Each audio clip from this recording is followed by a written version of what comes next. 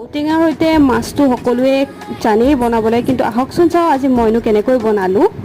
তো প্ৰথমতে মই ঔটেঙা আৰু আলুখিনি বইল কৰি ল'ম আৰু আনফালে মই মাছখিনি তেলত ফ্ৰাই কৰি ল'লোঁ।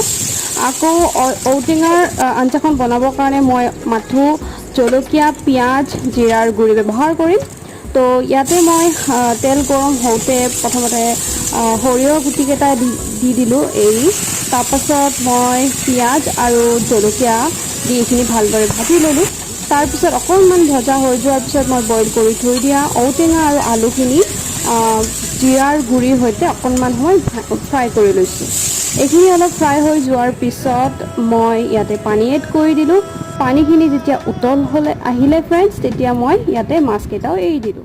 পানীৰ কোৱান্টিটি কমি যেতিয়া মাছ আঞ্জাখন থুপথুপীয়া হ'ব, তেতিয়া ৰেডি হৈ যাব আমাৰ এই মাছৰ আঞ্জাখন।